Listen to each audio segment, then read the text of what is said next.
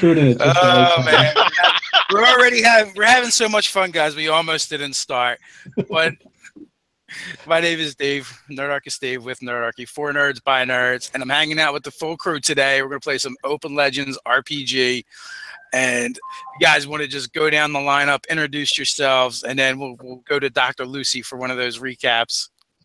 Well, in that case, then Dr. Lucy should finish. So I'll start this time. Professor Bell, Comic Book University, playing Krizik, the awesome but legless, almost, psychic kobold. Go. Hey, everyone. I'm Ty. Oh, go ahead, Ty. Go ahead. Oh, I'm Ty Johnston. I'm playing Israel Amadeus, everyone's favorite racist, I guess. He really doesn't have any superpowers other than a sword that does a few fancy things. Pretty much carries a sword to gun. That's about it. I think racist is inappropriate. I think it would actually be more like a speciesist. A speciesist would be correct, but human supremacist. In a way, yeah. But he's having a change of heart. You can read about it in your on the website. Absolutely. He's working on it. He's working on it. There's a heart of gold buried in there. Somewhere. Maybe 10. Well, I'm Nerdarchy website editor Doug, and I'm playing Raz Raketa, the female dwarven scuzzy former military officer and now Ethernati operative. Hey, everyone. I'm Nerdarchy Ted. I will be playing Bunny, the kobold Etherflicer and engineer. All right, and I am Megan Miller, and I will be playing Not That Kind of Dr. Lucilia Heliotrope. When last we left our heroes, Krizik and Israel had been knocked out by some kind of psychic phenomena and dragged away on the astral plane by what we assumed was an astral tether. Spoiler alert, it was not an astral tether. So we're like following these cords, and we get to this pit where there are a bunch of like monoliths in there. And it turns out those are headstones, and there are like all these spirits bound to them and stuff, and their names are like written on the pillars. And some of them have these characters, and some of them don't, and are surrounded by fences. And the ones that are surrounded by fences apparently are very bad, and you shouldn't let them out because they immediately attack you, and it's horrible, and everything is bad. And Roz, as smart as she was in that moment, took the cursed dagger that made us all hear voices in our heads and slew the thing with it, because that was a good decision to make. And then we finally find Israel and Krizik on the astral plane, and it turns out those cords were spider tethers that the spider had used to drag them to where they were. Dr. Lucy doesn't like spiders. So she kind of locked up, and then it was like Roz and Bunny fighting this thing. And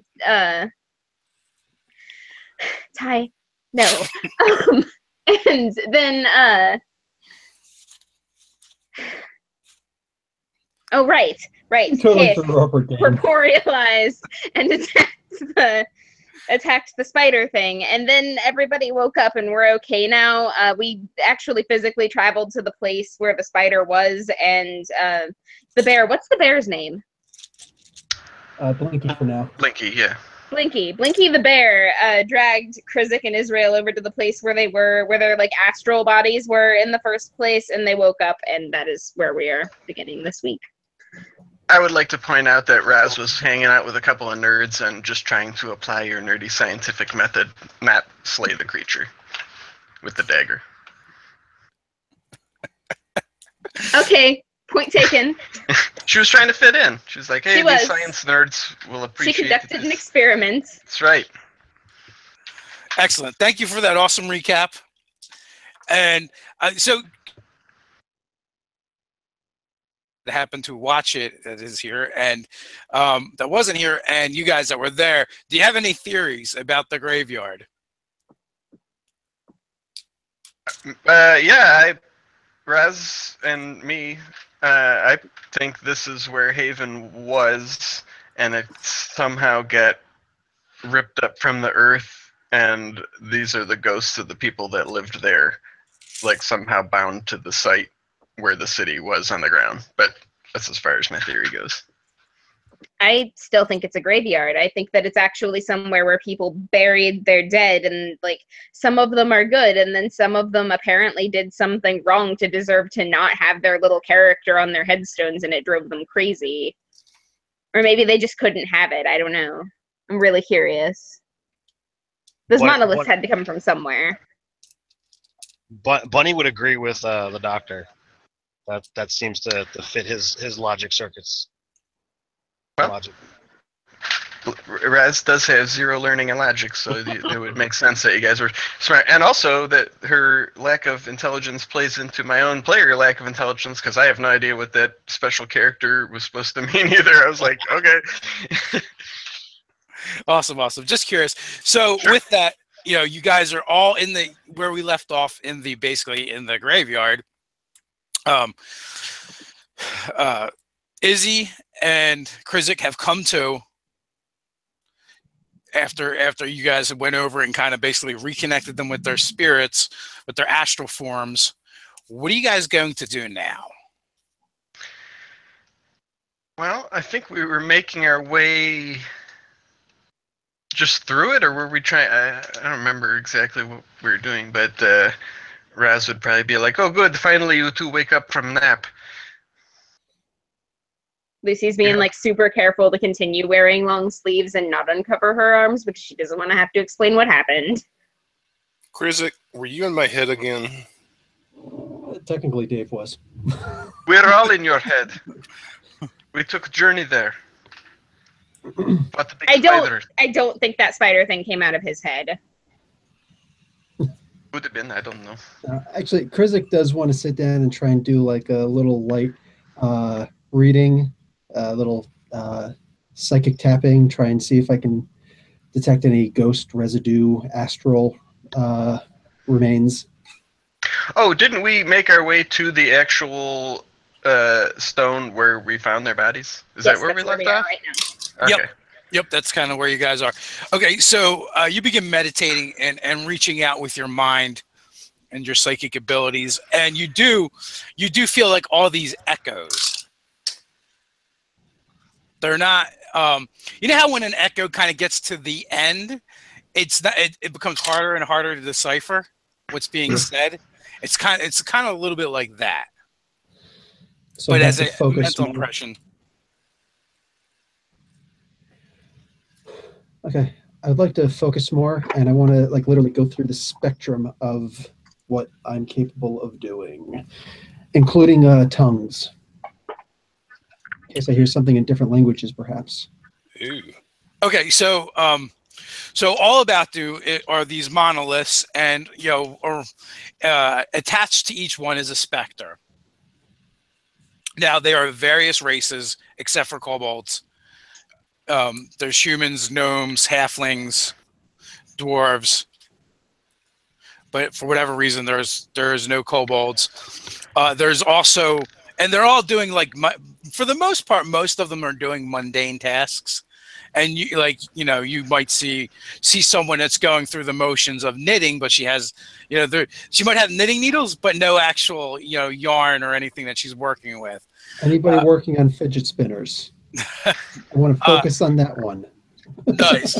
No, they have not been invented yet, nor shall they be. Well, maybe in Haven. That's where all the fidget spinners are. Bunny's road to riches. Yeah, there's one. There is one that's a little bit is different than all of the rest in the art, and that is there's an elf who kind of like he looks up, has a horrified face expression on his face, kind of puts his hands up, and then it's almost like a white noise look that kind of cascades over him. But as it does, it just totally like engulfs him and erases him, and like he does that over and over again.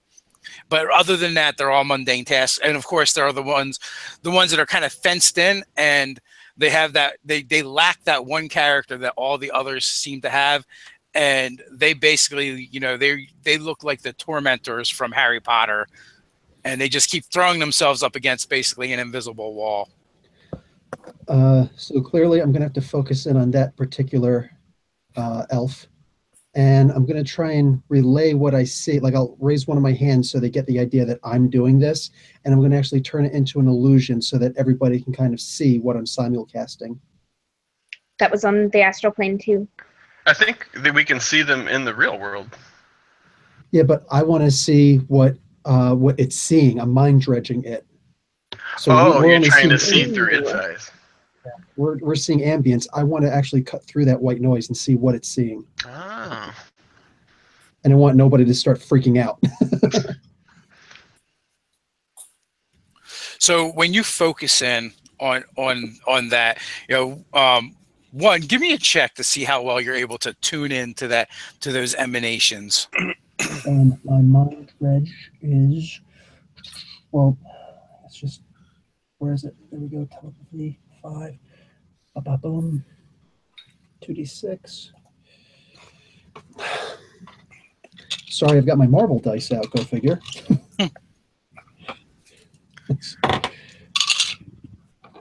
Okay. Doing better now. 10, 11, 14. Okay, 14 total. So you instantly get impressions of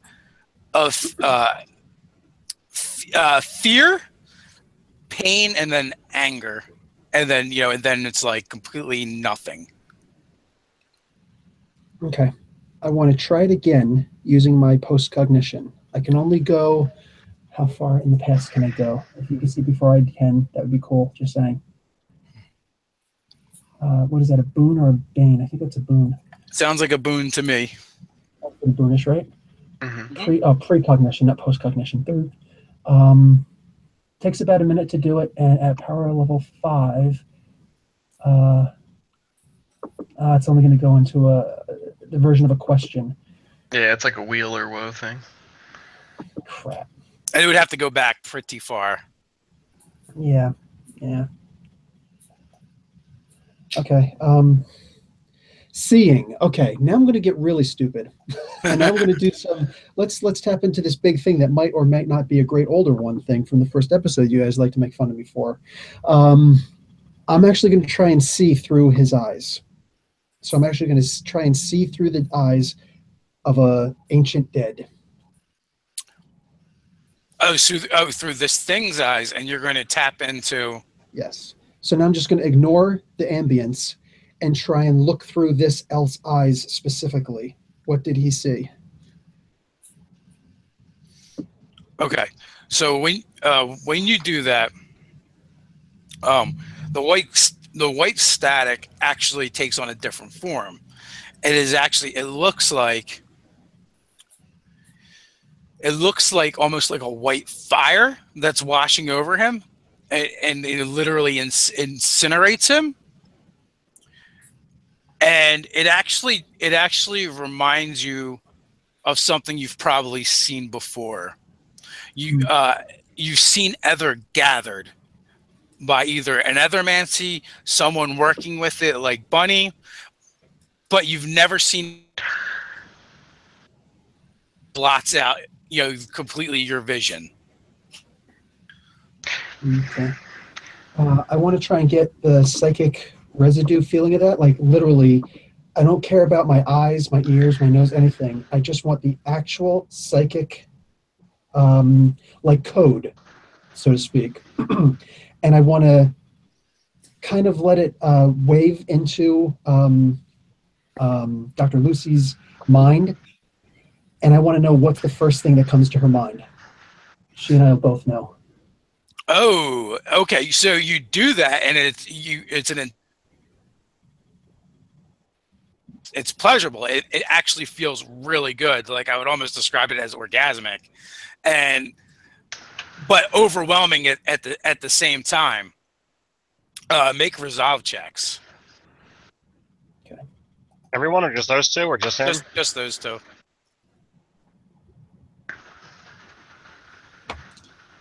How do you make a resolve check?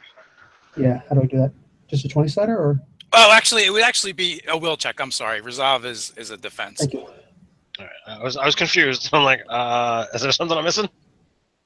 Okay, Resolve is a defense. So, D8.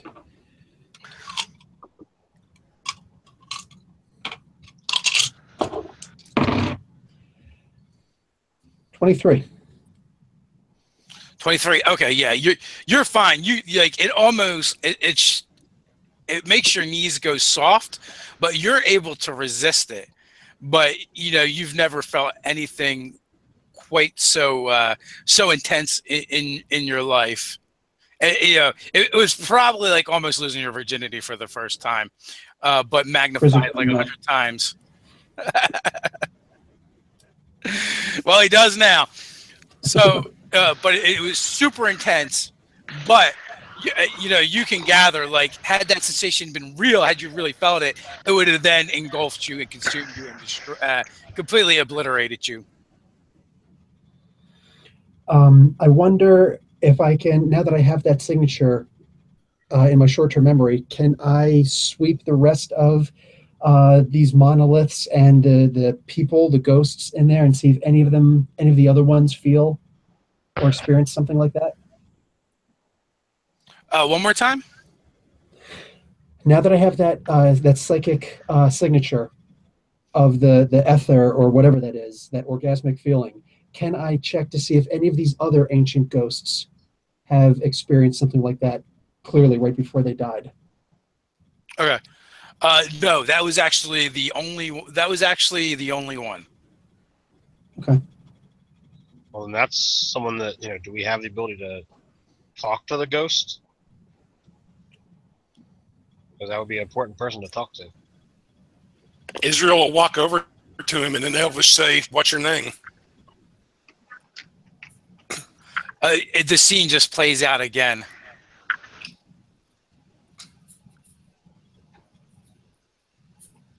What you're seeing is no longer there.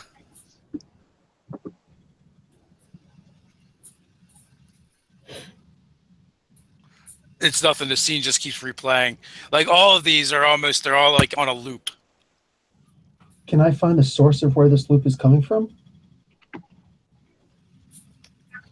Each one seems to be radiating from its own headstone, its own monolith. Okay. And that's true for all of them across the board, including the crazy ones. Can I... They're dead.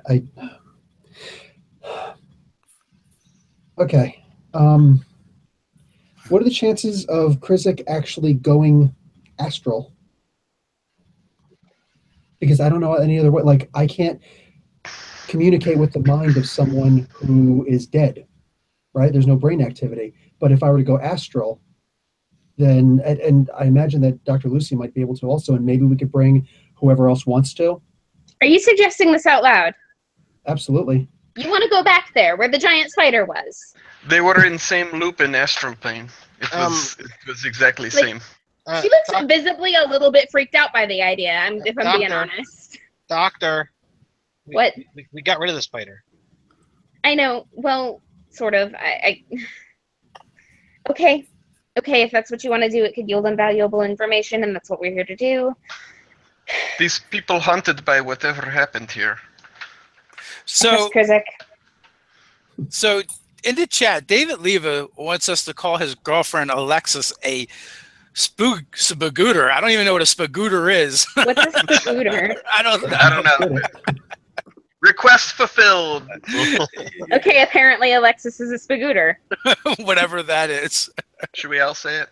You're a spagooter, Alexis. I'll say it if there's a donation. There is. He did. He did. And if you're watching, Okay. whatever you do, don't look up what a spagooter is. Oh no. Yeah, You're warned. You're being warned. Okay. I don't want to know. Now I have to. You don't want to Yeah, know. the curiosity's killing me. Oh, did you look it up? So are you guys going to go into the I don't Megan think, looked it up. I don't want to. Okay, I trust Krizik, and if he wants to go into the astral plane, I am down to go into the astral Oh plane. my god. Oh, you looked it up. Don't. This is why we shouldn't say things that we don't know what they mean on the Yeah, internet. right. You don't know what But you're he gave us invoking. money. We also apologize to Alexis just in case. And anybody else that was offended by her ignorance of what that means. And may I recommend a moist towelette? I'm not looking it up. I don't. Anyways, My curiosity is not that bad. Yeah. Yes, Good idea. Yes, it is. Shut up. You're not gonna look it up. Yeah, as soon as we get off here, we all know what you're doing. Ted's going to Astral look up plane. and attach porn to the end of it. No, I kid. I don't know what to Okay. So Astral yeah, plane. is there a way for us to, because Krizik has done it before. I've brought Bunny and Dr. Lucy into a dream state, and there's really no difference. There's the lower and the higher astral plane. So maybe we can do this from the lower astral plane, where I presume it will be a lot safer. Well, you guys, you actually brought them into basically into like the astral plane before in order to go retrieve. And I refuse to say his last name because every time that song starts playing in my head. Falco. Amadeus. So you've done it before, so you're not going to have a problem doing it again. Essentially, yeah. So the question is, who is going to willingly accompany them? If anybody wants to stay back, it makes sense because somebody's going to have to take care of our bodies while we're gone. We've already been there. Much into that. I guess that's true. But I'm going to draw a circle on the ground and sit right inside of the circle, and anybody else who else wants to join me, you're more than welcome. Yeah, I sit with Krizik. I trust Krizik. He's probably my favorite person here. So, I'm a person. Krizik and Dr. Lucy, are you guys going to kind of like discuss this beforehand and kind of like talk it out? If there's a spider, we leave immediately. If I start going bahooties, we leave immediately. Those are my ground rules. Other than that, I'm good. Well, I mean, are you guys going to like talk shop about it before it happens? Oh, Absolutely. Yeah. Okay, so if you do that, each of you give me a logic check. Krizik, what is the logic? What is this thing? Oh, actually, I've got a 1 in logic. Yay. I've earned a 4-sider. okay. So that D20 just exploded. Mine didn't. 38. Wow. Okay. Wow. Okay, I've got a 9, but I'm going to go on a limb here. Since I am like the psychic doodad dude, is there a chance I can get an extra for this? Like, since this is specifically dealing with the astral and psychic emanations and the like? Or do I just stick with my shitty roll? We'll stick with your shitty roll because Dr. Lucy's got it more than covered. But I'll say you helped. After you guys talk about things for a while, and also you discuss, going there previously, the previous encounter with the spirits, just doing the same thing over and over again, thinking you're going to get different results, probably isn't going to work. Dr. Lucy would only agree with this under certain circumstances, depending on how close her and Hiss are at the time. But Krizik and Izzy missed her getting a little loopy last session. So I saw the stream. I was yeah. doing other things while I was listening to it, so I didn't think about like what this place could actually be. So Dr. Lucy's thoughts are about actually trying to tap into one of the monoliths while you do it. And, because obviously it is powering the ability to capture the spirits here. I think that it would be wiser to go with one of the ones that actually has the marking, one of the sane spirits, rather than one of the crazy ones. I don't want to jump off the bridge entirely. Yeah, I'm specifically curious about this one spirit. Okay. I should be doing my Krizik voice. Are you sure that we shouldn't be trying this with a safer option first, just to be safe? Say again? Are you sure we shouldn't be trying this with a safer spirit first? This one looks like it's in the process of dying.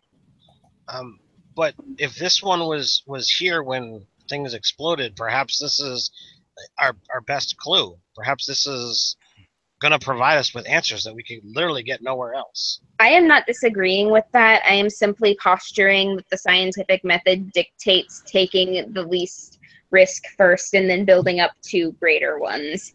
When have we ever taken least risk? Fine. Okay. Krizik, You guys have talked me into it, but I mean, this is really a hold my beer moment. This is really a hold my mead moment. Krizik thinking maybe all die same time, same way, but this one outside and see what coming. Others not Oh. see death. Oh. This place probably draw all the ether in area to it. Didn't you say Fascinating there's? hypothesis. Didn't you say there's no ether in the whole area, but the road is strong with it? Maybe it draw Yes. all ether to this spot and could not take all the mount at once. You guys have officially gotten her past being skittish and into being more curious. It's like Perhaps these monoliths Vesuvius. being some kind of battery or magnet for ether. As a clarification, there's still ether. It's just a little bit harder to pull. But the road Which, was. if it were being drawn into the road, that would make perfect sense. Roz, that was Maybe quite it's brilliant. not a road at all. Yeah, I hang around you smart folks long enough, I get a little nerdy. Huh? And Krizik looks at Bunny and Dr. Lucy. Must mean them. So, am I able to examine the road based off of Roz's concept? Are these functioning as any kind of like ether batteries as I would use for ether flicing? No. I believe what Dr. Lucy had discovered was it was similar to ether, but it was not ether. It felt like ether, only cleaner.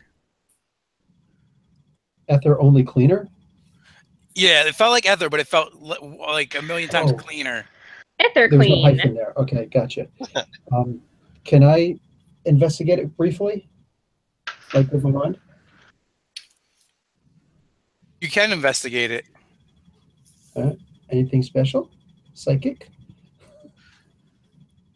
It probably would be the same as if you were to psychically investigate a rock. Gotcha. Okay. Which, coincidentally enough, it is.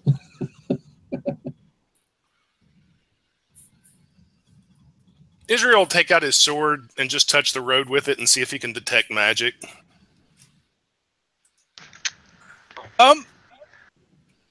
What boon are you invoking? Detection. That makes sense. Give me a DC 15 check on that. Oh, well, I probably won't be able to get anything, but no. Can I bolster him? Yes, you can. I don't know what you're doing, Commander, but I believe in you. I'd bolster him, but I might have to get in his head. I think that what is that bolster gives you like advantage? It gives an advantage on it, yeah. Yeah, advantage. Yeah, I only got a 13. That figures. Did you roll the stat die with advantage? Yes, I did. Last time I believe in this guy. I'm just kidding. So you channel your power through your sword, and you do your thing, and you detect no ether there whatsoever. Okay. But knowing I got such a crappy roll, I'm going to do something that I'm much better with, though it might get me killed. I'm going to try to nullify the road. Ooh, interesting. Okay, make a roll for that. Okay.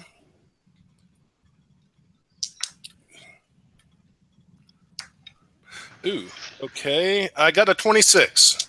Okay, so you stand in the center of the road and put your sword point down into the road, and you begin to focus and channel, and you actually end up kind of like losing focus of what's going around you as you fall into the power of the blade, and the thing that you realize, one is you feel the power of the sword coursing through you, or your power coursing through it, vice versa, but then you hear the gasps from your companions, and basically, for the width of the road and 20 feet in either direction, the stones just kind of disintegrate.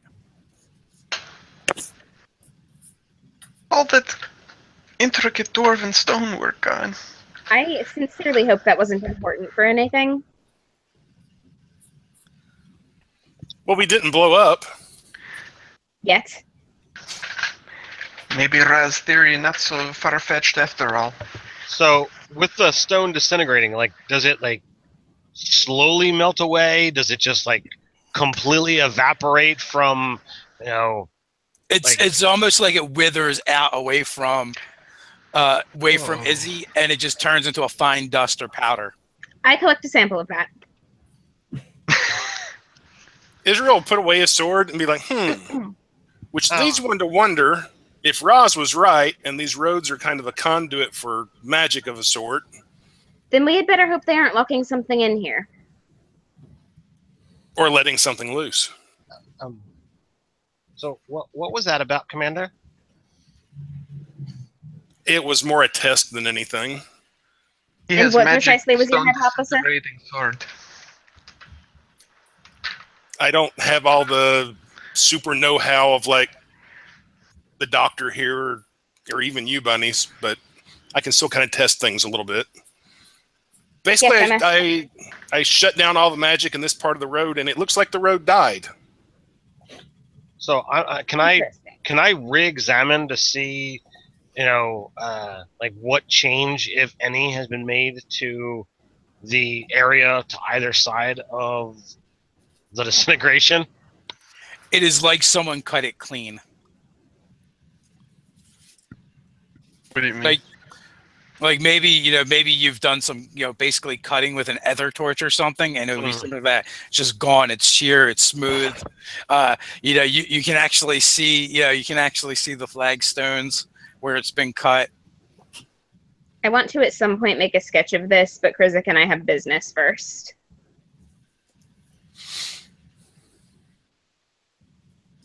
Can't Bunny come up with like a Aether camera and just take a picture of it? Ether Polaroids would be the best. Yeah. Well, we don't have such a thing here and now, and the illustration is going to be important for posterity, so... I thought Mutt's eyes had video capabilities or something. We use creation ability to take selfie. I don't allow anything beyond Polaroids. I gotta see that. So I would say the closest thing to being able to be a camera would be for Krizik to actually take a psychic impression and have that locked into a either one or all of our memories. But only if you shake the person until it forms.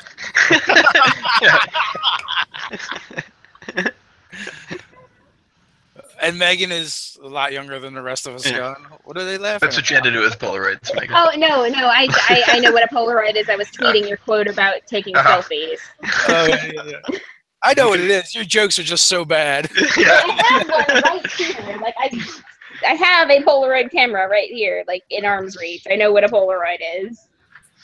No, that's not a Polaroid. Yes, it is. It absolutely is one. No, Pictures and everything. It might be a Polaroid camera. It is but the it's not Polaroid Snap. It is not the old school Polaroid with like the big pop out bits, but I had one of those at one point. This is a newer version, and it has like little film, and it comes out Krizik here. stops all the argument by singing a Hey Ya song. Hey Ya, shake it like a Polaroid. Mom and Dad are fighting again. And we've lost control. And get off my lawn. Okay, so you guys are. So who's all going? I really don't want to, but I guess I should. I'm going to write, just for the sake of trolling, I'm going to write in my chicken scratch cobalt, in my head circle. So is Lucy actually looks a little bit more comfortable with this since Israel is coming along. Are we all going? We're going to leave Blinky and Mutt behind? I'm not going. I'll stay out there and watch your inward baddies. Do you want me to go? Do you want me to stay? I want You're you to the only choose. other one who understands Aether to any extent. I will go. Okay, so you guys, you draw the circle. Are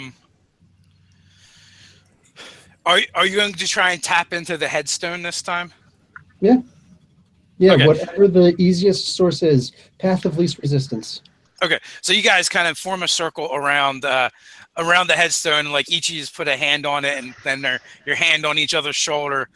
And Krizik starts doing his thing. There's like a blink, and then you guys are standing in the graveyard once again, and you're standing, next to the elf. Now, the elf looks real, but the monolith, the stone, and everything else looks more ghostly. So can we get a clearer picture, or is so you said everything is ghostly? So like there is no clear picture of what's around us. There is the ground. It looks like you're in some kind of a small hamlet or village, and the architecture looks archaic compared to what you guys are used to from the flying cities. And here's this elf. He's in rather plain clothing, and as you get there, he looks up at the sky, and when you guys follow his gaze, you see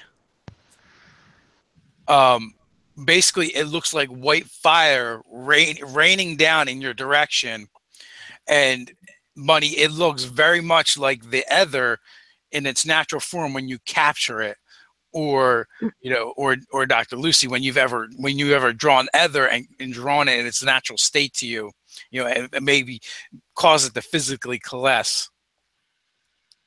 So basically, it is pure, pure energy. Could this have been weaponized? But it's also massive, you said, right? Blotting out the sky, it's almost like a tidal wave coming at you guys. So I feel like this could have been a natural phenomenon. Well, it probably wasn't. I mean, we have already encountered creatures that are not of this place. Perhaps, either they brought it about or someone from here opened a way to them and that caused this. I want to start walking toward one of the monoliths without the glyph, if we can tell where those are from here. Okay, so, well, first of all, so it's coming towards you about 30 seconds away from descending. You guys basically run through that. You say you want to do what you want to do. 15 seconds from descending. So this is just a psychic thing. If this hits, are our forms going to feel that? Do we know? 10 seconds. It has not even occurred to Lucy that might be a thing. Israel draws his sword, and he's never done this before, but he's going to use resistance to basically try to create an anti-magic force field around him and his companions. Okay. Doesn't even know if it'll work. Never done it before. So give me a check on that one. Okay. Let's see. Whatever you usually use to nullify.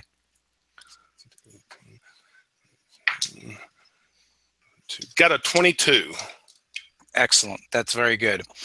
So Israel looks up just before it touches you, drops to a knee, does this sword thing, but you actually see, you think you see like a little bit of a ripple, almost like distortion from like a heat wave around you, and then it snaps into place, or at least that Aether raining down on you just kind of cascades around you guys and is hitting the ground. You hear the elf to your side screaming, and as you watch as it descends upon him, and his flesh just kind of melts and boils away. He's not in the thing with us? What? No. No. And everything from him after it kind of washes away is gone, except for one foot. Where's the foot? Where the elf was. Yes, Where the elf was, yep. and it's like completely cauterized. I mean, yes, but like I understand, but the elf was the thing that melted, right? So like, what was the foot on? Was it on anything particular? Are we saying it was like in the barrier? Like, what's up with the foot? You don't know. Like the thing that happened is gone. You know, the village is gone. You're basically on a blasted, scorched plain right now. I'm investigating the ground where the foot is. I think the foot just got lucky. So There has to be a reason for this. Things like that don't just happen for no reason. Well, let's have some Ooh, real fun made with of this. anything in particular? Are we technically changing the past? Because if Israel we're just created a bubble, this is kind of Bubble like around when, us. huh? It's He's only around us. Yeah, he's Yeah, outside of the So bubble. now look at the ground. The ground where we're standing is not scorched, but everything around us is. And we weren't here in the past originally. So did we just change the time? And if we did, how much more can we change? Because that's what happens when you measure energy. You inadvertently change it forever. So That is incredibly dangerous. We are this is only me talking. Krizik is like, cool bubble. Did the loop in the real world change? we're only looking at a psychic impression, and we were going to deal with the psychic backlash of this or not. You know, but being here, we have the ability to examine that final moments and see if there was anything else that might have come through, like this guy's foot or a rock or, you know, something, and see Well, what kind of clues that there I'll might be. determine this right now. Dave, is the ground beneath us where the bubble covered scorched? It is not as protected. Can I pick Well, up then the that foot? means that we would have died. We would have died or been burned if this energy would have touched us, which means that we're not just checking out residue. We're doing the actual real thing right now. Does the loop in the real world change at all? It does not. You can check out the foot. I want to pick the foot up. So you pick the foot up. You know, it's got one of those little elf booties on, and you peel it away a little bit. It's actually not bad to touch because it's been totally cauterized. There is a faint smell of burnt flesh, though. That doesn't bother Lucy. So there's an anklet. There's an anklet with charms on it. I yoink that. She just stole his lucky charms. I'm gonna ask Krizik if he can like burn this into my mind so that I don't forget what it looks like. Is that a thing that's in your wheelhouse at all? Yeah, absolutely. On the off chance it doesn't come with us. That would be cool if it did. Yes, Krizik can do this. Good. And I appreciate that. I really just put my hand over for showmanship. So what is it made of? Can I tell? Oh, it appears to be gold and silver. And yeah, there's little charms on it, and they actually resemble some of the characters you've seen. Interesting. So is there anything else in this landscape that survived, like the Specifically, foot? is the road here? The road runs through the village. I'm going to turn to Israel. Krizik wonder if road has same impression that you got in real world. Prime material plane. Do you mean literally, like part of the road's missing, or? If it has same energy, maybe this is what keep. Krizik doesn't say is. I don't use proper pronouns. Maybe this road, what power this whole land, the monoliths, everything. This where all energy coming from. Rrr. And Mutt speaks. Quiet down, Mutt. You spoke. Psychic mutt. Mutt says, don't do it. Don't do it. So, Krizik, are you wanting me to go over and try to shut down this road? Not shut down. If this battery, then we in trouble. Maybe just detect? I can try. I'm not nearly as good at that, but I can go over and try to detect magic on the road. I can give him the boost this time. Oh, well. I rolled a 14. You did better. You did better than the last time. Yeah, I did one better, even with the boost. I'm not real good at detecting magic. I can shut it down, but once again, you detect 0 ether from the road. Consistency is key. I don't detect any magic, but I didn't last time. Well, then, concurrent analysis. I hypothesize that we're not dealing necessarily with the same energy in the past as we are in the future, though. So, Dave, world question.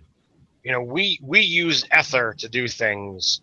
Does this do we view that as magic, or is magic and ether something different?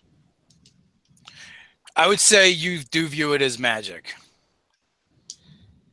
So this energy, how far of a landscape did it encompass? As far as the eye can see? As far as the eye can see. Then I wonder how far up it goes. And if we're on the astral plane, we can fly like Mary Poppins, yo.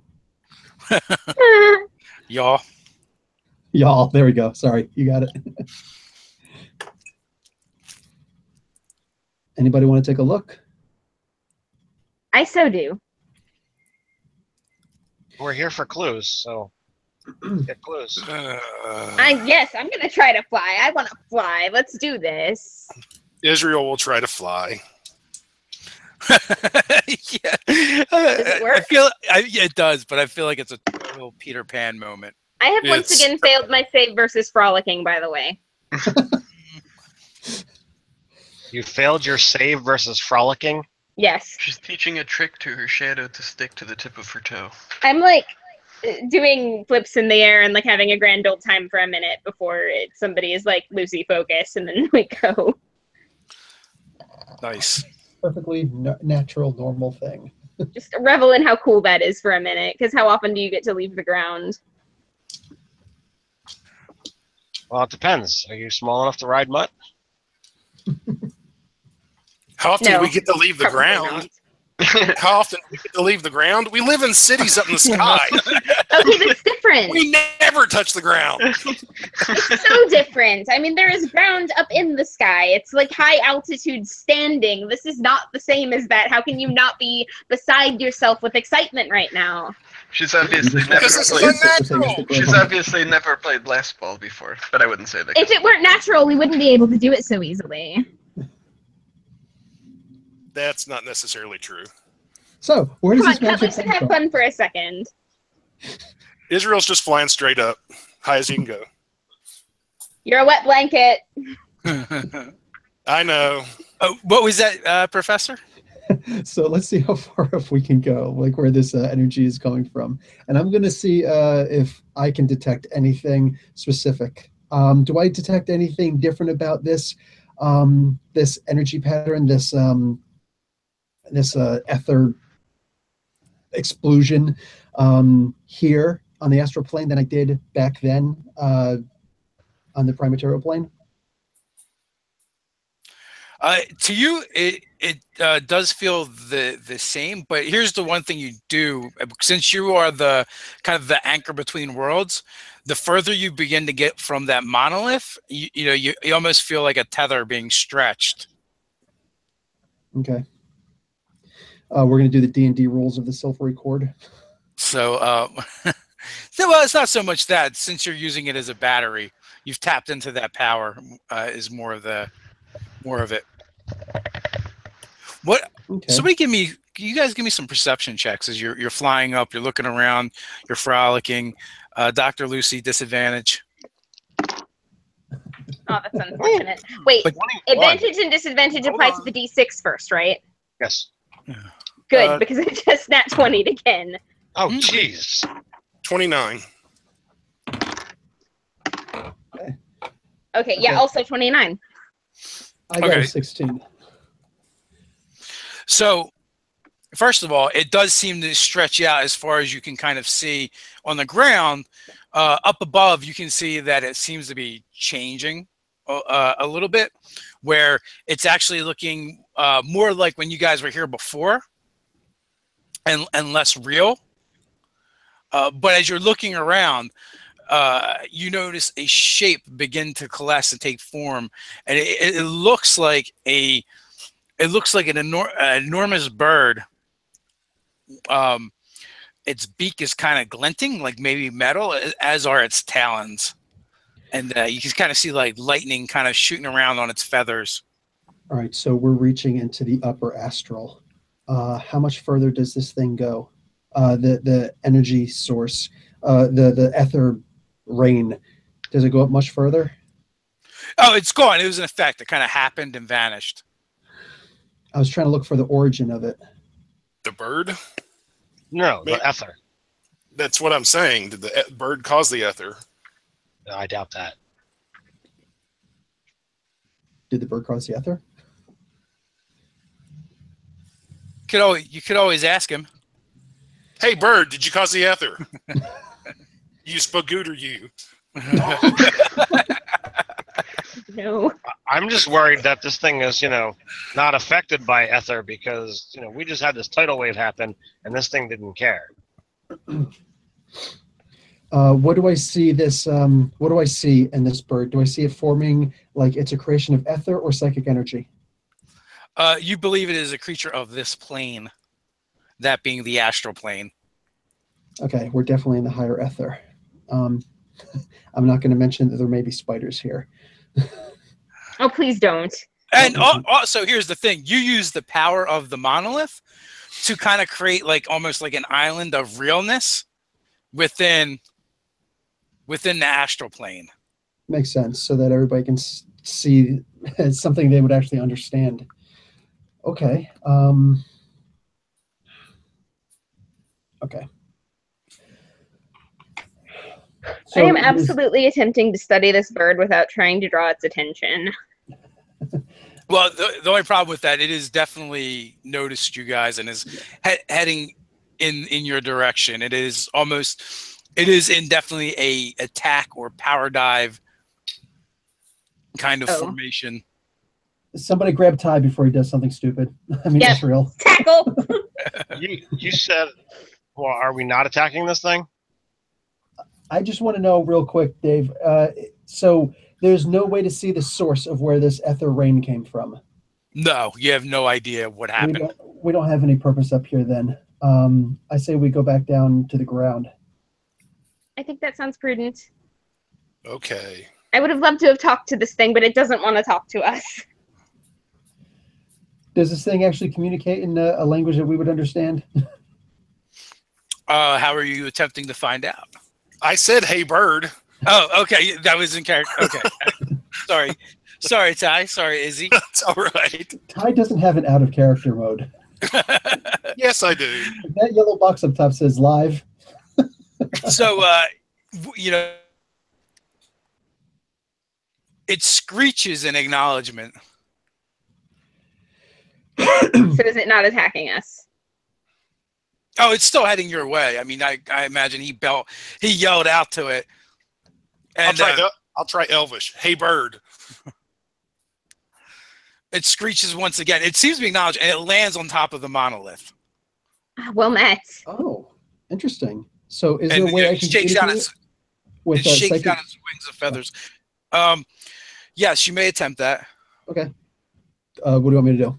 So you're attempting to mentally communicate it. You definitely brush up against psychic barriers, which to you would probably make sense. If a creature of the astral plane, they just tend to be more psychically aware and have a higher level of natural defenses, even if they aren't psychic creatures themselves. But you begin probing in, and you definitely can feel a keen intelligence and inquisitiveness of the creature. So you said it had a metal. You don't need a language per se. I'm going to say if you're psychically contacting it, it's mind to mind. So. Because have you established contact? Yes. Please let her know that she is glorious. We'll get there.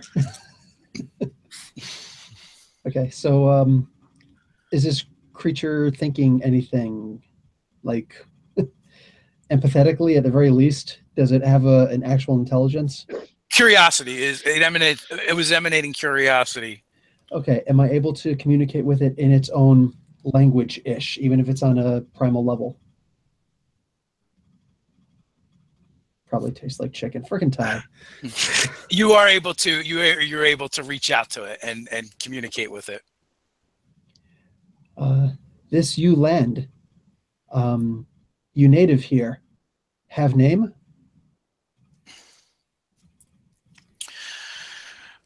When I encounter outsiders, they just call me Screech. It suits as well as any. Obviously, I don't say that because I never watched that show.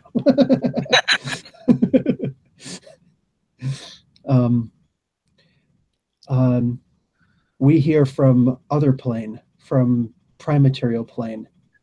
Come visit. Monolith so powerful. We curious. Its whole body kind of shakes with a little bit of derision, and it projects the thoughts. It projects thoughts at you, and you see a myriad of worlds appear before your mind's eye, one after another. What is it? What do I see? A myriad of worlds. Oh, okay. Oh, so it's from or places. Okay. And so it gave kind of like that shake, and you kind of like a sense of derisiveness when you said, you came from the prime material plane, and instantly, in response, you were flooded with a bunch of different what looks like worlds. So it's visited the prime material plane also, or what? Or it's just visited multiple different planes of existence? Yes. It's saying there are multiple prime material planes, and it clearly finds your breadth of knowledge on the matter to be lacking. Krizik am kind of new to this, but learning. So, you created this. Did you create this place? This was not here before. Guess me must have. Trying to figure out. Elf over there, and I point to the foot. Elf creature there. We see it die. Want to know how. Like big ether rain come down. Kill it. So you get a sense of confusion, like it doesn't understand the term ether. I try and I relay the thought, the feeling, that original psychic signature to it. That orgasmic yeah. feeling. I give it an orgasm. That's right. Oh man, trying to think how it responds to that. So basically, when you try and impart that feeling, a little bit of it gets through, but most of it hits. Hits its shields, and it kind of like takes a step back, even though it's on the perched on the monolith. Like, you ever seen how like a bird will hold on to something with one claw and then reach underneath with the other, kind of like they put it on the side, and it kind of rears back a little bit, and it asks, what did you do to me? I tell you, literally, I use that word. I tell you what I see, what I feel. This happened sometime past, long time ago, but past for us. Krizik, no, time not mean same thing here. Totally different dimension. Don't do that again. So he's speaking out loud, and we can all hear him say this, right? I don't know that I would be. Okay. Yeah, why not? All right, like, because what you just said totally blew Dr. Lucy's mind. Like, she's coming to this revelation about the nature of time and like the flow of it, and how we only experience it linearly because we are meat people, and like she's just kind of looking at you like you just totally blew the world open. Krizik would only know this from actually riding the astral plane. I'm the silver surfing cobalt of the astral plane. Okay, so you Screech know anything about this place, this time, this thing that Krizik accidentally, not accidentally, I don't want to use that word, create from past? I heard create from past. Oh, You, Screech, know anything about this place, this time event that Krizik recreate from past? You would have brought it with you. You mean what I'm standing on? Because we're back there now. Yeah, yeah. What you know about this monolith you stand on? You said if you said you created it, and it looks, it looks No, at the. he said I created it. Yeah, oh yeah, yeah. Yes, he did. I thought you said you. I thought you acknowledged that you did. No, that I recreated. Okay. So, if you recreated it, you brought it here. It's just how this place works. It's a shadow of your world. But somehow, Go ahead. But somehow you made it real. But probably disappear when we leave. Maybe. I don't know. This is weird. This is an odd phenomenon even for me, who is a native to this place. So you not know what is this monolith you stand on? It looks like, he starts examining it. It looks like stone. I've seen this script before. From? I've met elves before, and it kind of shakes his head in Dr. Lucy's direction. Oh, Senpai noticed me.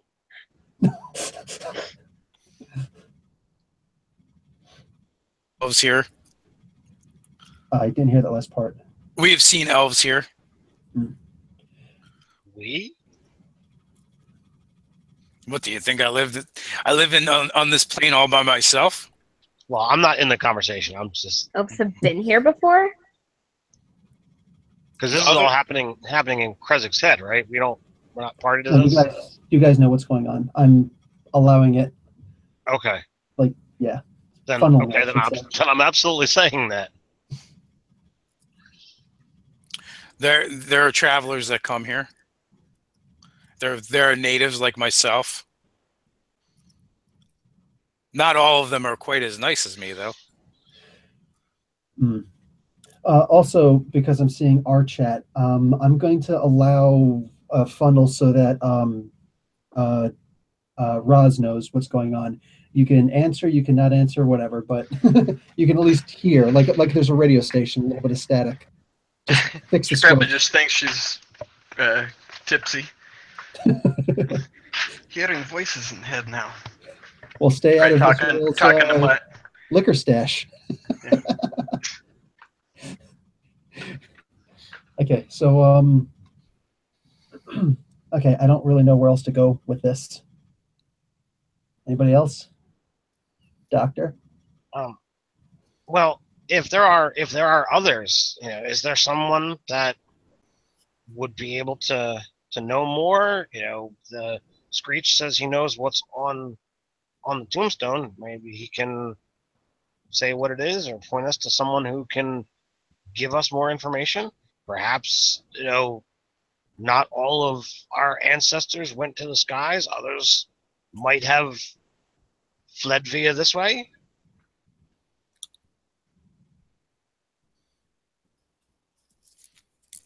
If your ancestors fled this way, they have not come in great numbers. I have so many irrelevant questions right now. You, Screech, ever see Cobalt like me and like Bunny here? I just thought you were a really short lizard man. Not too far off.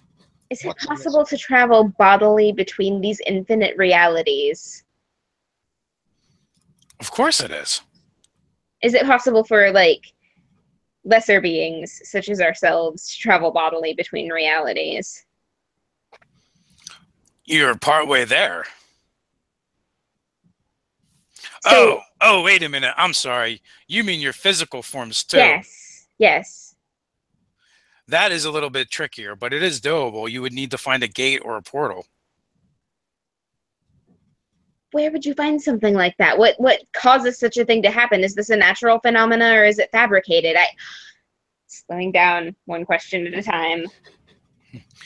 There are natural nexuses between the worlds. There are those that are powerful enough to rend open the ways, although one must be careful with that. You never know what you're going to let in or out, and there are other dangers. Has this ever happened here? I mean, on the plane that we're connected to. Where you stand right now, or where you came from? Where we came from.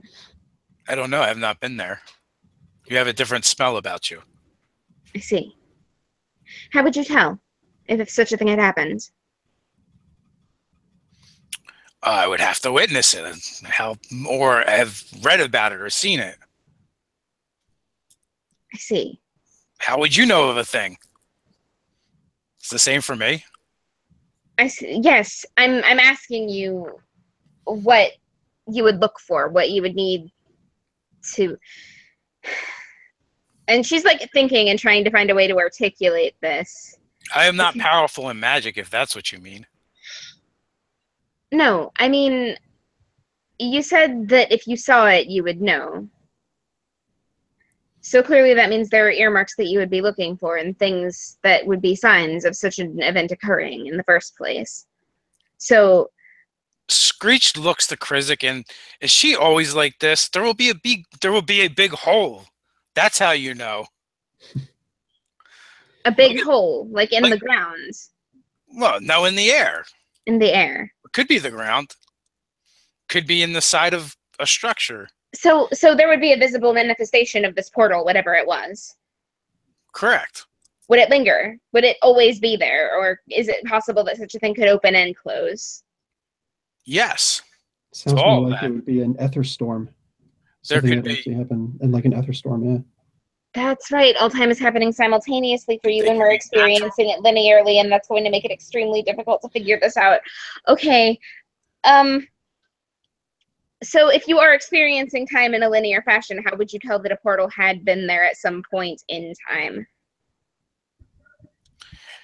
Well, perhaps if you're a powerful psychic like your friend, or a mighty mage, you might know. If you're one that studies such things, they don't always leave visible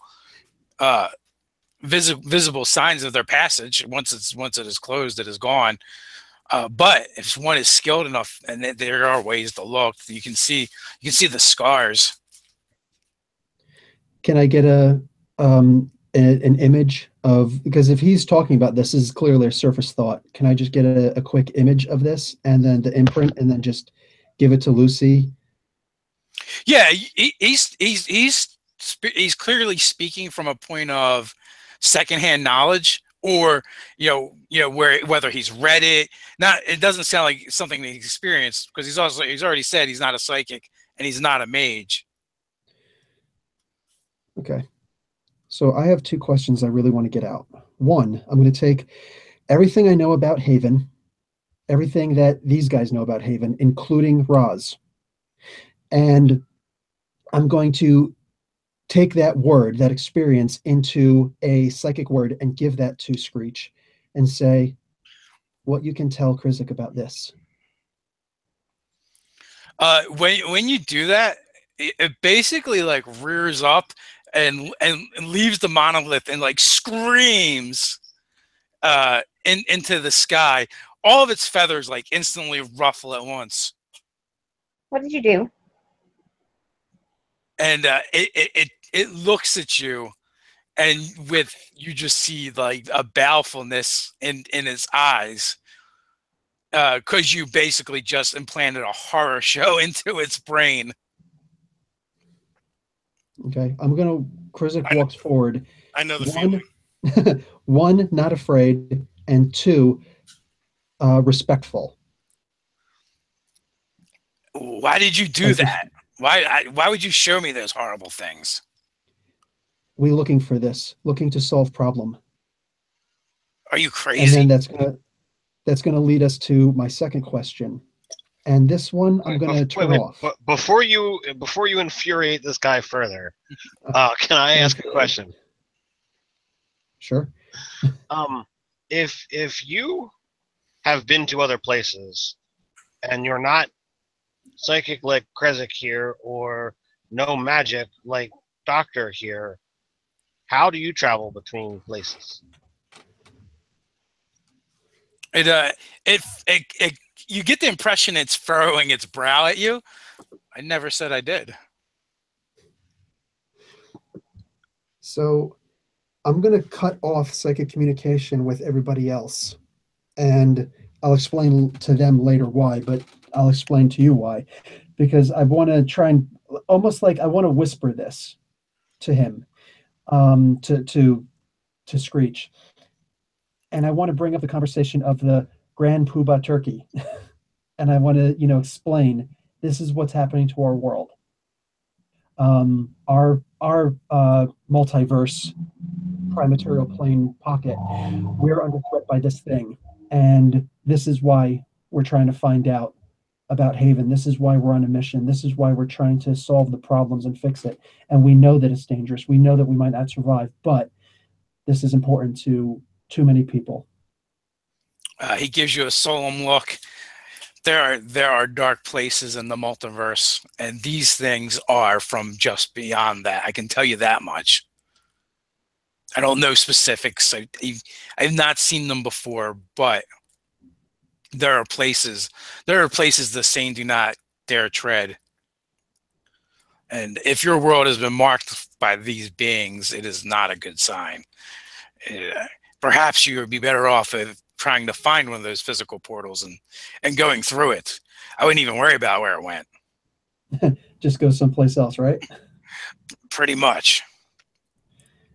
Problem is, every time that good people run, bad people gain more spaces to go. Sometimes people have to stop. And I'm basically just going to give a Captain America speech, but briefly.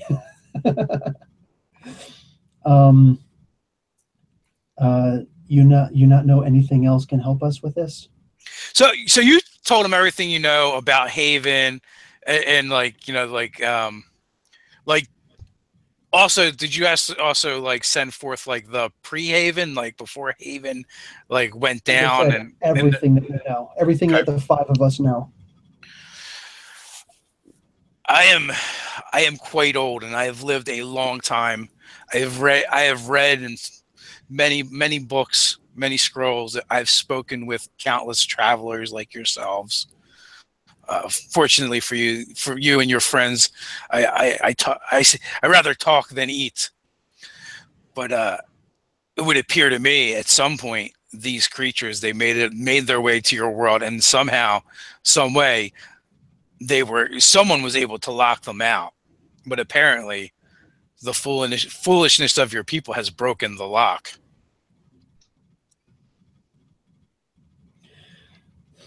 Is there anything else you can give us on this, on the lock? Yes, if I was you, if you're not willing to leave, then I would definitely try to find a way to relock it. Was Haven the source of this lock? It would seem so.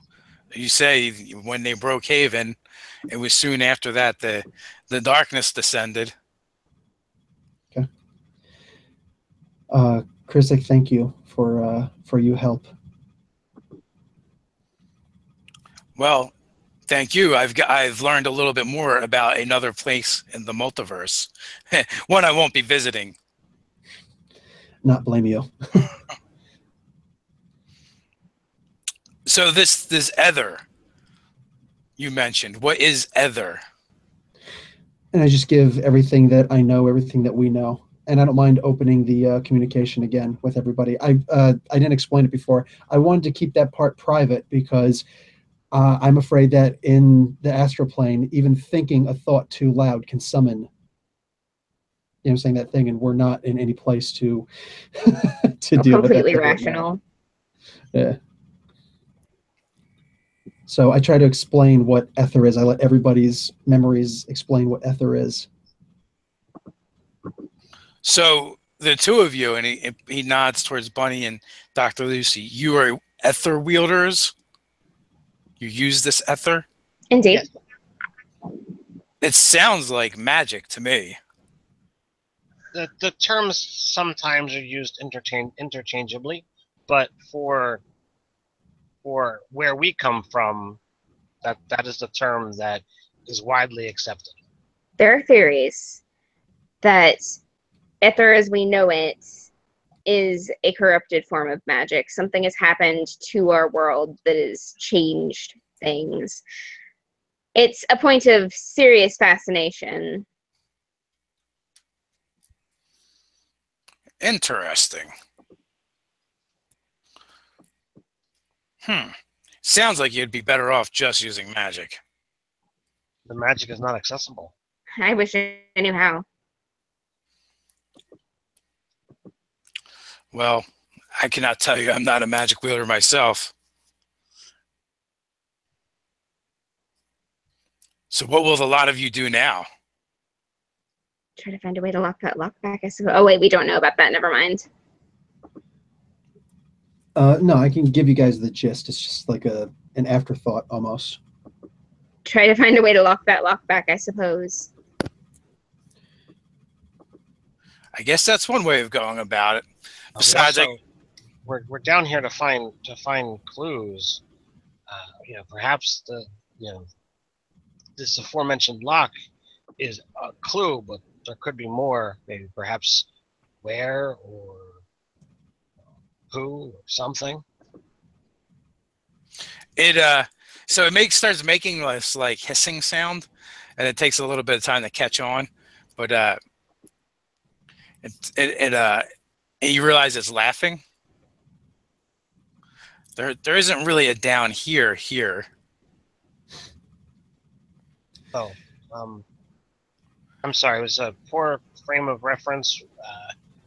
We are also from the sky. Our cities are in the air, and in our world, we went to the surface.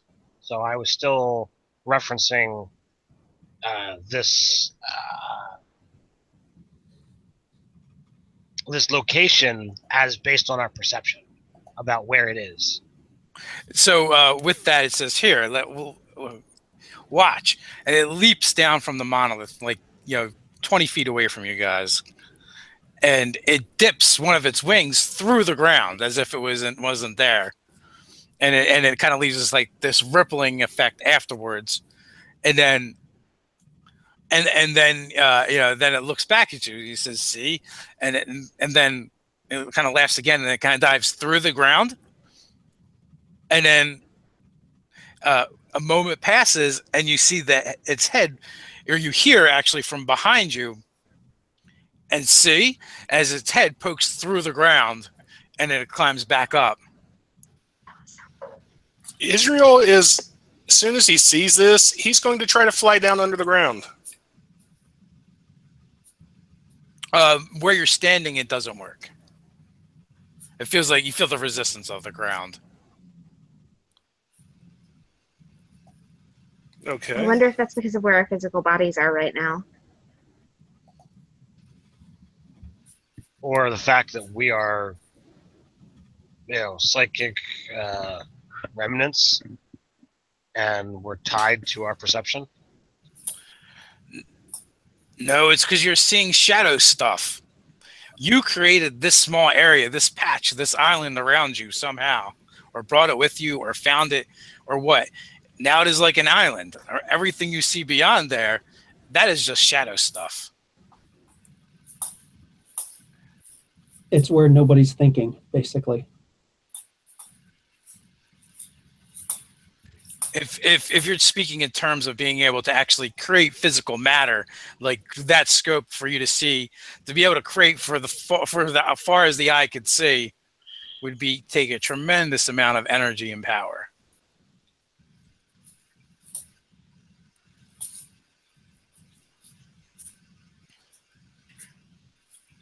So is there anything else to glean here?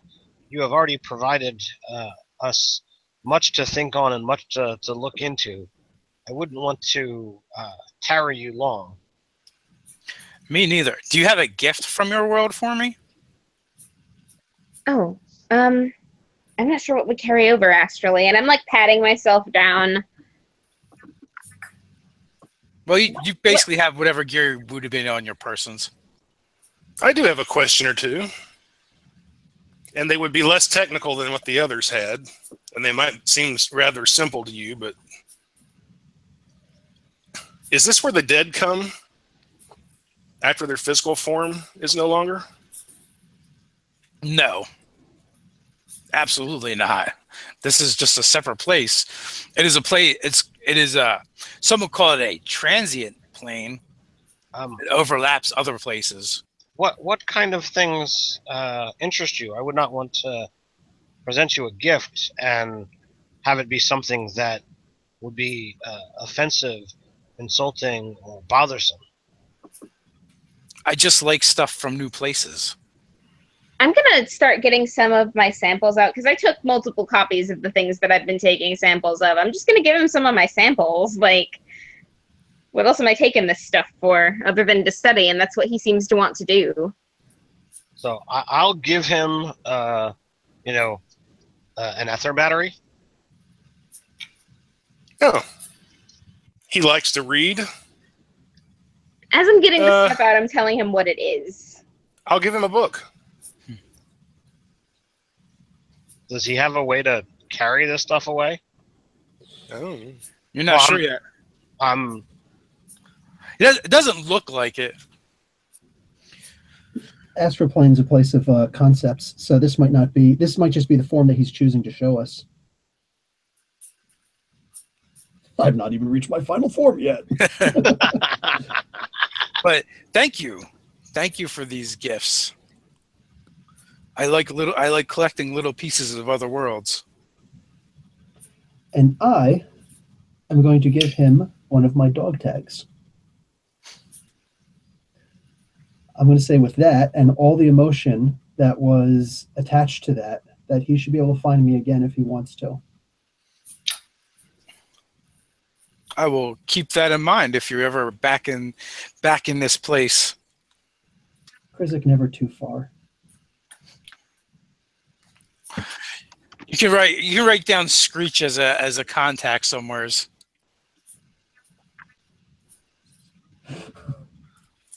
If you're in the astral plane. Nice. So he makes this weird motion with his claw and almost flipping it over and scoops the stuff into it and just seems to wrap his talon around it. Okay, so I'm going to tarried use my... here. Oh, sorry. I've tarried here enough with you travelers. Good luck with your quest. Be well. Hope you don't die. Thank you for the visit, and I hope your travels go better than ours. Okay, so Krizik is going to use his perception talent thing. What are these things called? Perks and flaws? Perks. This would be a perk. And is there anything else here that we could use, that we should investigate, that we should be checking out? So you're using the perk to figure out if there's here or in general? Here, right where we're at. Yeah, you feel like you've probably gleaned everything you're going to from this spot. And now you think anything of value has probably been, has been eradicated. Bless you. Okay. Matter of fact, you're pretty sure you also believe Izzy probably saved you guys from being eradicated as well. Oh, the bubble. Yeah. Izzy saved the day. Okay. Anybody want one last fly before we go back? Yes. Definitely. Of course, looking at Dr. Lucy. Swarm of astral dreadnoughts. Okay. Well, that was fun. Let's go.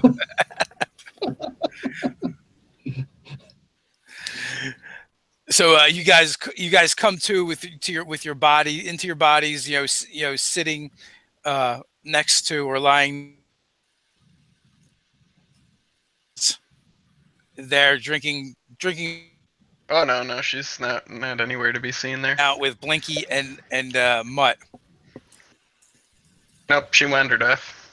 Where did Roz go? Israel's going to check to make sure that the book he gave the bird thing is really gone. It is gone from your person. The stuff that you gave away. Okay. I had just assumed it had, so I wasn't even going to bother checking. Oh, do I still have the little anklet thing that I took off of the severed foot? You do. Oh my god. Sweet. Really excited. I put that on. I put that on my wrist. Like the wrist that has the triple S tattoo on it. I'm like, guys, if something happens and I end up discorporealating and my hand is left, keep this so that you remember the gnomes. I'll actually scoot it down my arm and start putting the party's names on me so that I don't forget them either. This is important. I don't want to forget people, but I don't have the technology to do that here. Actually, I do, but I'm not going to do sticks and pokes because I don't think Lucy would do that. Wait, are you actually starting to lose your memories? No. Oh. No, remember those 3 gnomes that we all forgot about? Oh, yeah. What gnomes were those? So, Roz, what are you up to now that you're here alone in the graveyard? Yeah, I imagine she was sitting there drinking, watching their inert bodies sleeping, and thinking man, these people sleep a lot.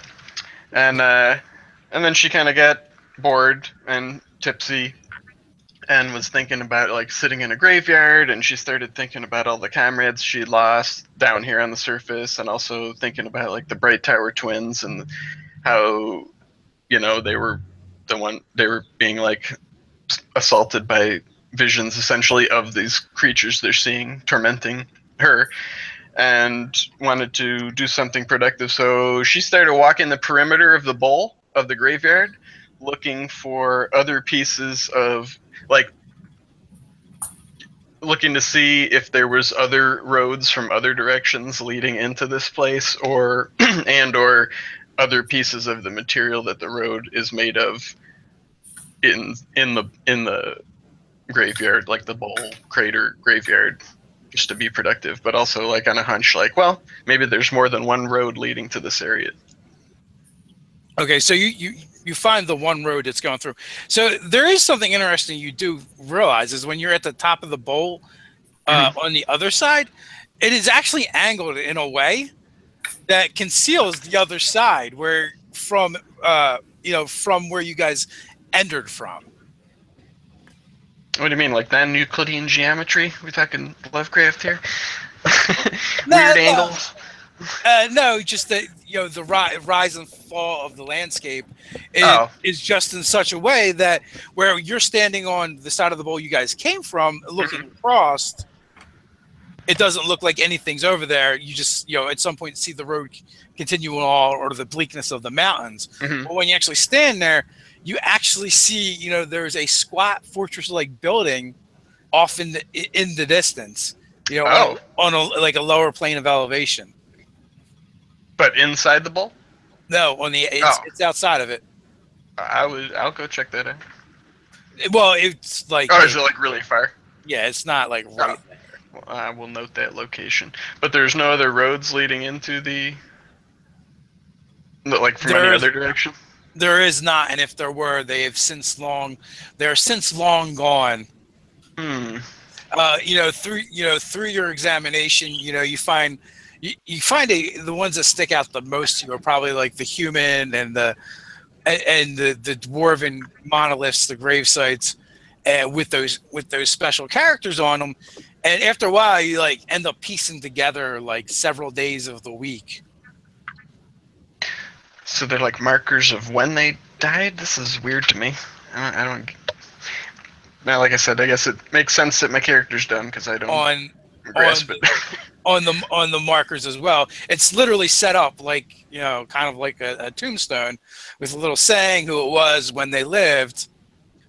But at the top are these characters, and it's a single character that you're able to associate with either with a day of the week, a day, a month of the year, right, or something that's used often, where maybe it would be a letter.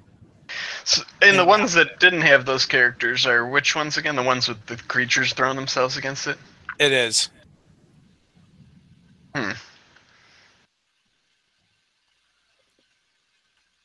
Okay. Well, I guess eventually I would just complete walking around.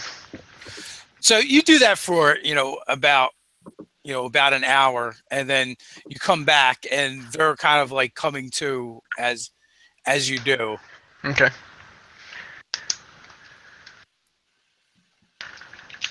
Well, have a nice nap.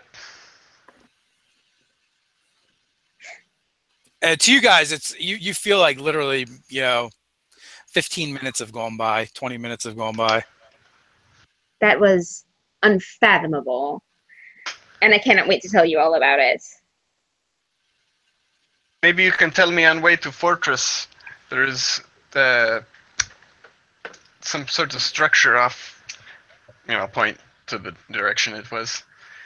Really? Can't see it with the way this geography is here, but it is some sort of fortress-looking structure in the distance.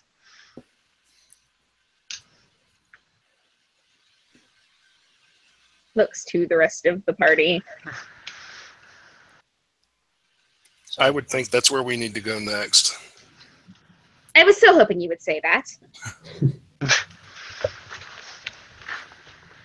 So I'll ask, and like he stutters the entire time he says it. Roz, weren't you supposed to kind of make sure nothing ate us, or? Yeah, Butt and Blinky were keeping eye on you. I was checking perimeter. Okay.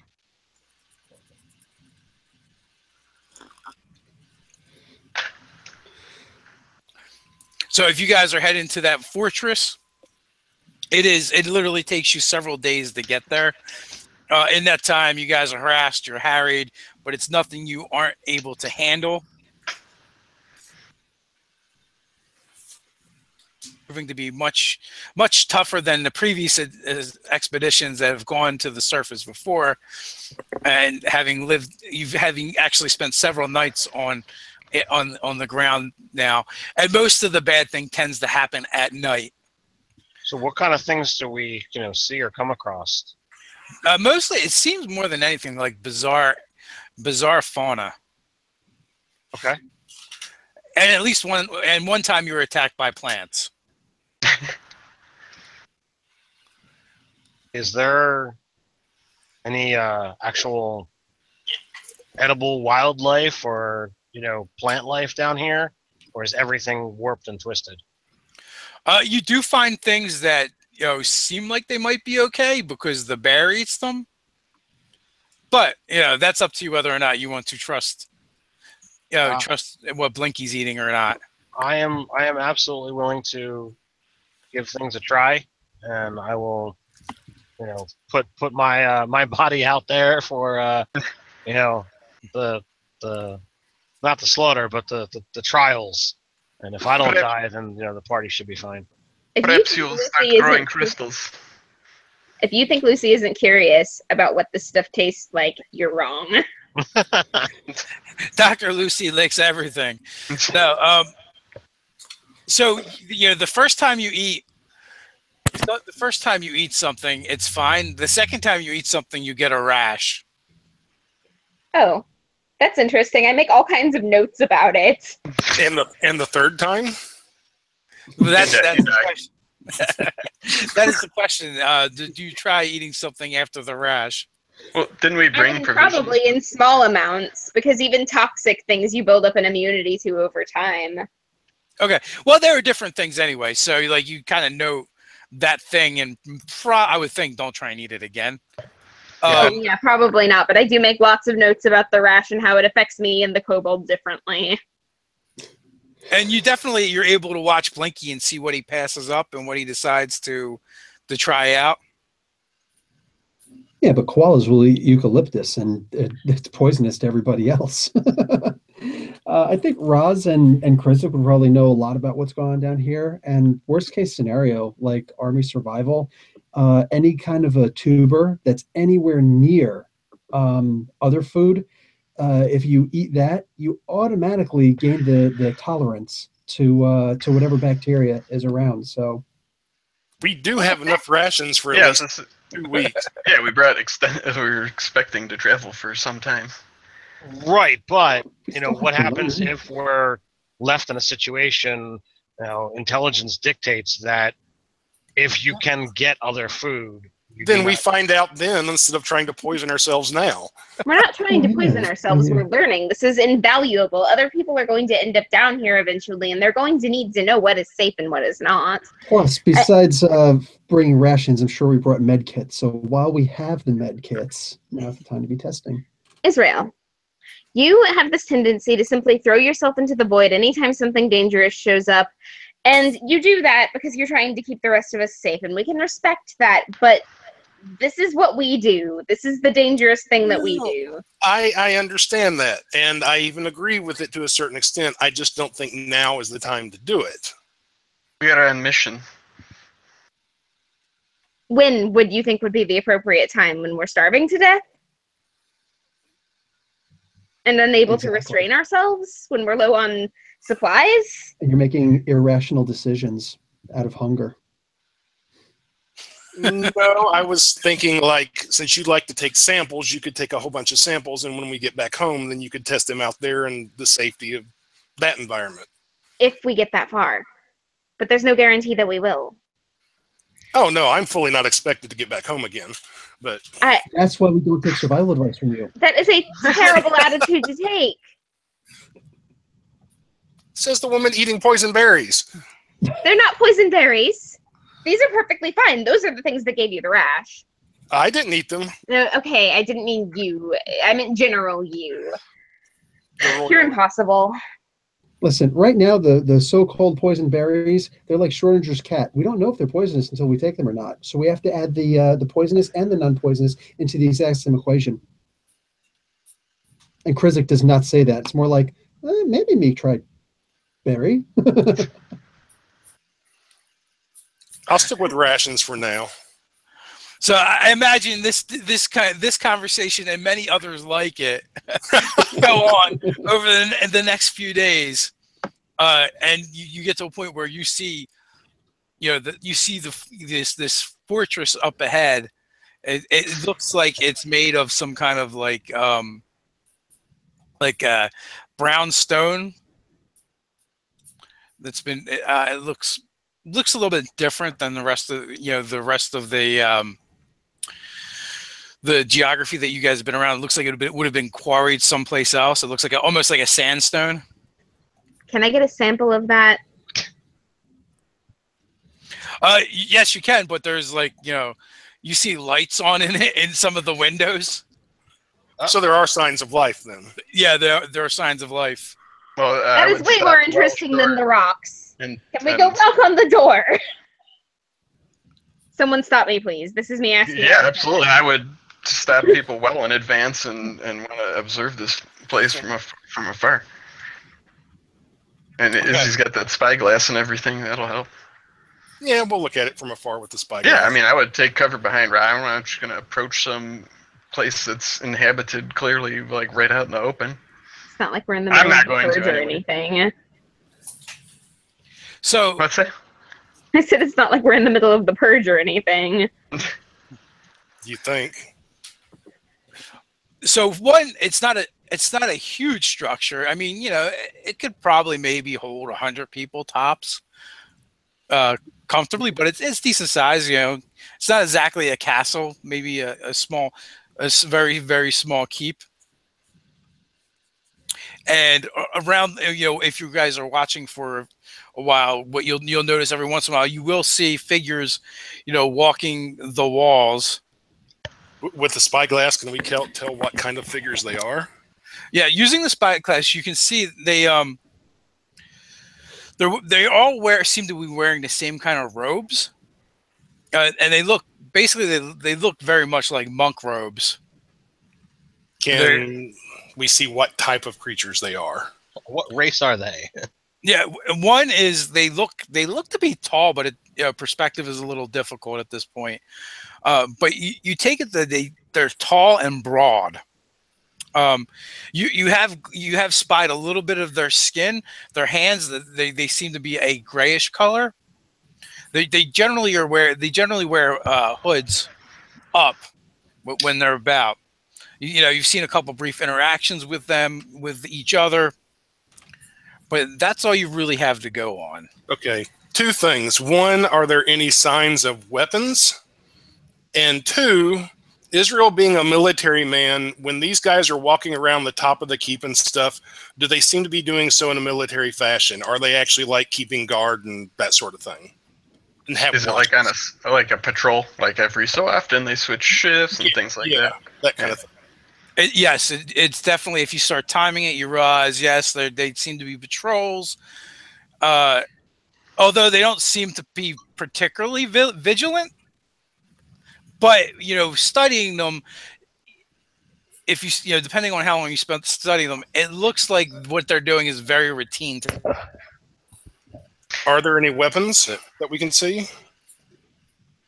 What was the question? Are there any weapons that we can see? No, I'm sorry, I did not answer that.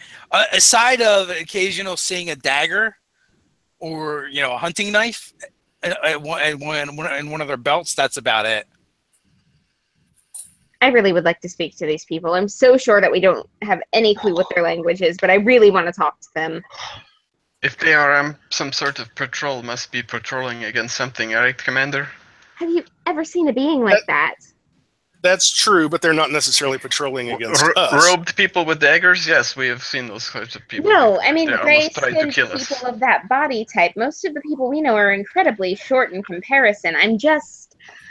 I want to know what I they understand are. your curiosity, but we are on mission, not scientific research trip.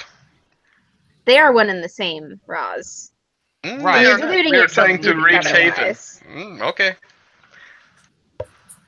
To These gather guys give us information, and they directions? could have relevant information about what we're talking about. You don't know. Raz Krizik, in any of your travels down here, did you ever encounter established life? No. No. Well, They were able to do this here. Which means they know things about the land here, which means they could plausibly know things about Haven. I'm just saying. Israel's going to hand his spyglass to Roz and say, "Everyone wait here." Oh, God, grab him. Please be careful. I actually And have then he to tramp takes off- along Wait. with them. I'm gonna put my hand between his shoulder blades and throw up a protection aura against slashing damage. not bludgeoning for when they punch him? You be safe and don't die. Very well. He starts gonna walk up here. marching towards the keep. I'm gonna go with them. I don't care. Well, then I'll what he says. take my spyglass back. Yeah, I'll catch up to me. Here, hang on to this. Krizik not get see spyglass. So you guys get up to the gate. Israel doesn't figure you need the spyglass. Hail! Who is Lord here? Why not? So at the top of the gate, and they're not the walls aren't particularly high, maybe 15, 20 feet tall. It's at this point you actually get a better perspective of how tall these figures are. There's two of them appear, and both of them are probably about a head taller than Izzy. And they lean out, looking over the wall, and when they place their hands on the wall to lean on it, you can actually see their gray skin, and it almost looks their hands look kind of blocky, almost like they're carved from stone. And then one of them kind of puts a hand over his eyes to block out the sun to look, and he turns to the other one and says something, and then they call back down in a language that you don't understand. Because they're probably going to end up needing you. No, I would understand it. Are you with them? Yeah. Okay. I was reminiscing how I never got to see the spyglass. Oh yeah. All right. So yes, you actually do understand it, and Roz, you actually think you can understand like every third word or so, but it doesn't really make for much. The gist is clear enough. They're asking who you guys are. Krizik, you completely understand it.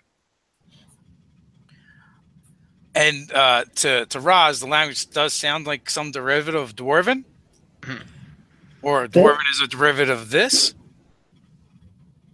Nice. So I've got my theories. So I'm going to give Roz the full translation, and whether he knows it or not, like, what do you call it? He thinks that he understands the language perfectly fine. And so then when he calls back, I'm going to have the translation go automatically. So this way there's no language barrier. You know what I'm saying? There's no 50% fluency problem. Yeah. Krizik, the universal translator. Reed Richards made me. Yeah. So, and that's exactly, who are you? Or where did you come from? We've not seen strange creatures like you in these lands. That's 2 of the 3 questions the French ask before they talk about the swallows. I'll tell them we come from Sky. We're seeking city and mountains. You come from the sky. You have no wings. We have. This is true. I do not have wings. You are very perceptive.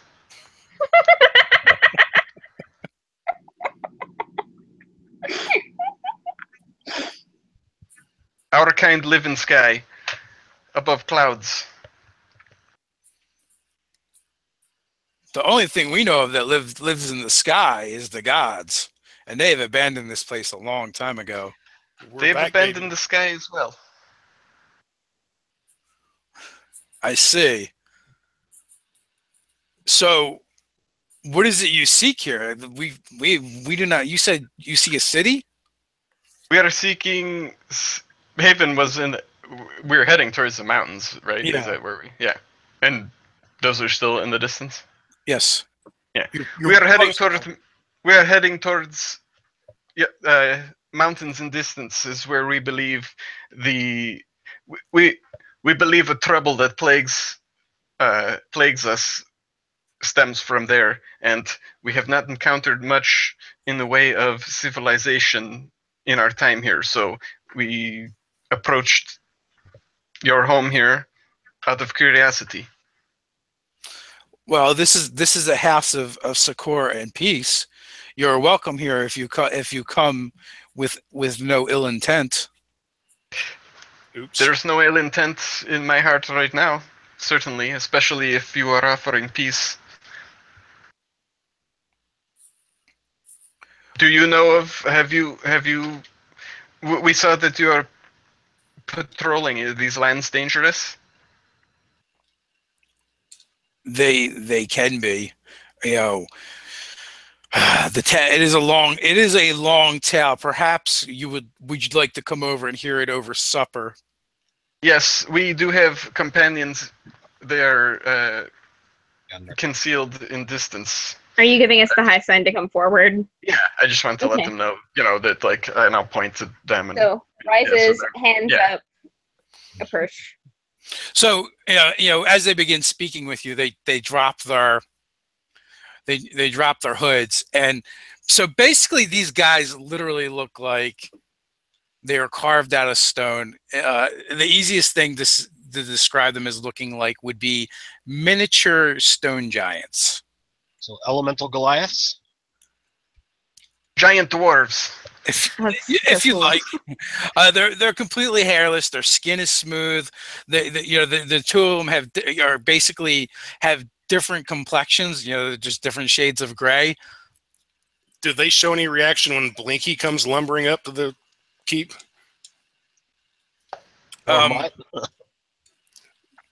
Well, Mutt is as foreign to them as you guys are, but one, what they call down. What are the little? Why do you have those little devils with you?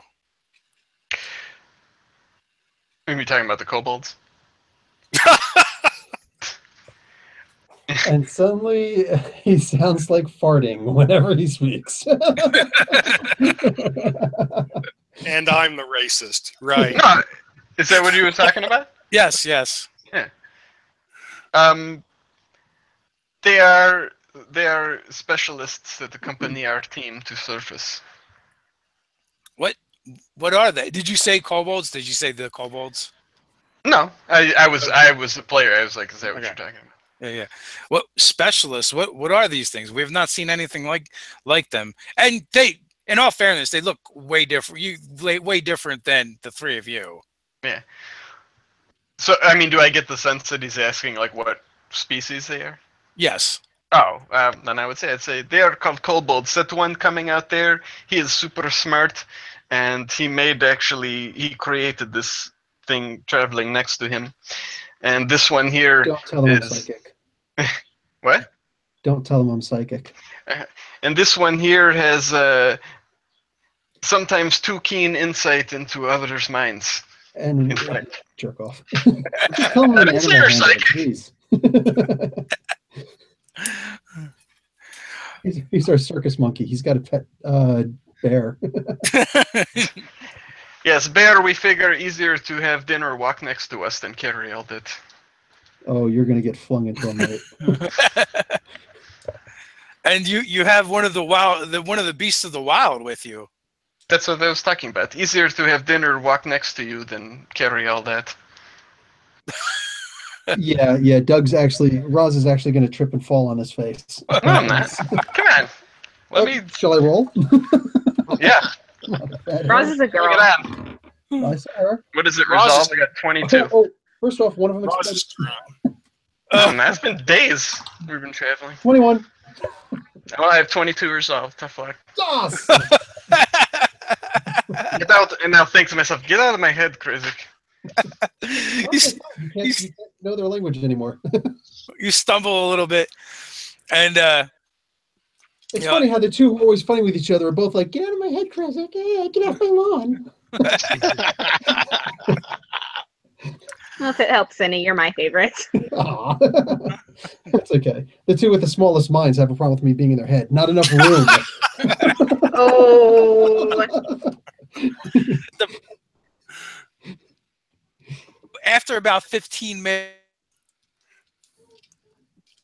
the big wooden double doors spread apart, and there is a half a dozen of these guys waiting for you inside.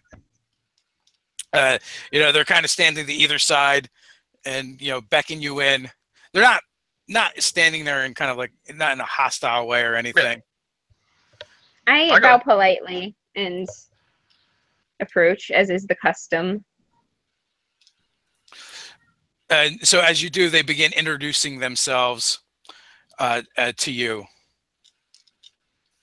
And come in, come wash up from your travels and tell your tales. We would love to hear them. We do not get visitors here, as you can see. We thank you so kindly for your hospitality. You're not likely to find much of that around these parts. As we've gathered. Are there Actually, many... we've been the people we've encountered have been surprisingly hospitable. After they tried to eat us. Great. Are there many civilized groups in this area? We do not leave these walls, for everything we need is here. But it was not always so.